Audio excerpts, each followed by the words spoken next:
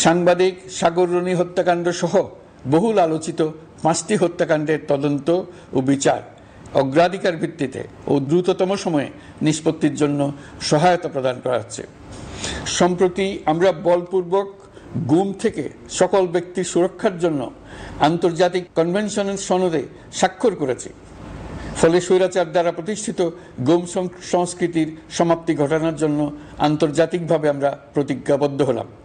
এছাড়া আমরা ফ্যাসিবাদ শাসনের 15 বছরে গুমের প্রতিটি ঘটনা তদন্ত করার জন্য পৃথক একটা কমিশন গঠন করছি।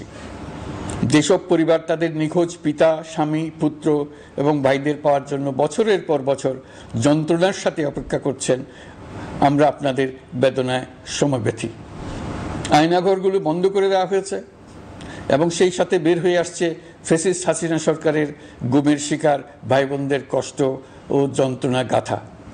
আমাদের তরুণ প্রজন্মের ভবিষ্যৎ যেন উজ্জ্বল হয়, সেটা নিশ্চিত করতে শিক্ষা ব্যবস্থার দিকে আমাদের পূর্ণ নজর রয়েছে। ইতিমধ্যে প্রথম শ্রেণী থেকে দ্বাদশ শ্রেণী পর্যন্ত বর্তমানের ত্রুটিপূর্ণ শিক্ষাক্রম পরিবর্তন করা হয়েছে। বই সংশোধন ও পরিমার্জনের কাজ শেষ পর্যায়ে আছে। এই সংস্কারের কাজ অব্যাহত থাকবে। বিশ্ববিদ্যালয় সমূহের উচ্চ প্রশাসনিক পদগুলো পূরণ করে শিক্ষা কার্যক্রম স্বাভাবিক করার কাজ দ্রুত গতিতে এগিয়ে চলেছে। বেসরকারি শিক্ষা প্রতিষ্ঠানগুলোর পরিচালনা বোর্ডে দখলদারিত্বের রাজনীতি বন্ধ করার ব্যবস্থাও নেওয়া হয়েছে। আপনারা নিশ্চয় লক্ষ্য করেছেন, আমাদের প্রথম মাসে দেশের প্রায় সকল বিশ্ববিদ্যালয়ের উপাচার্য এবং উপাচার্য মহোদয়গণ পদত্যাগ করেছেন। উচ্চশিক্ষার ক্ষেত্রে এটা বিরাট শূন্যতার সৃষ্টি করেছে। প্রথম মাসে আমরা ক্রমাগতভাবে প্রতিটি বিশ্ববিদ্যালয়ে সবার কাছে গ্রহণযোগ্য এমন উপাচার্য এবং উপাচার্য নিয়োগ দেওয়ার কাজ শুরু করেছে। এর ফলে সকল সরকারি এবং বেসরকারি বিশ্ববিদ্যালয়গুলোতে নতুন উদ্যমে কাজ শুরু করার পরিবেশ সৃষ্টি হয়েছে। আমাদের দায়িত্ব অনেক। ন্যায়ভিত্তিক একটা সমাজ গড়ে তোলার জন্য একসাথে অনেকগুলো কাজ আমাদের হাত দিতে হবে। 1 জুলাই থেকে 5 আগস্ট পর্যন্ত ছাত্র জনতার গণ আন্দোলনকে দমন করতে যেসব ফৌজদারি মামলা দায়ের করা হয়েছিল, এর মধ্যে হত্যা মামলা ছাড়া বাকি প্রায় সকল মামলা প্রত্যাহার করা হয়েছে। এইসব মামলায় গ্রেফতারকৃত সকলে মুক্তি পেয়েছে। দায়িত্ব গ্রহণের শুরুতেই অন্তর্বর্তীকালীন সরকার বিচার বিভাগের বড় সংস্কারের কাজে হাত দিয়েছে।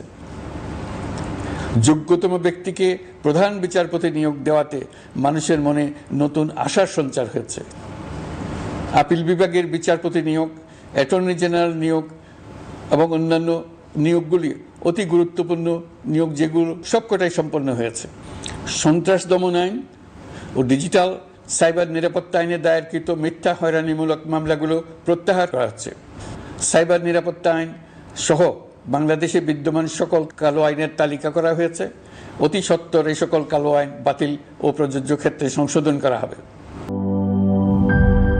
গুড লাক পেনের সফট অয়েল বেসড ইঙ্ক দেয় নিখুঁত লেখার আত্মবিশ্বাস। Good luck pen, make your lakh.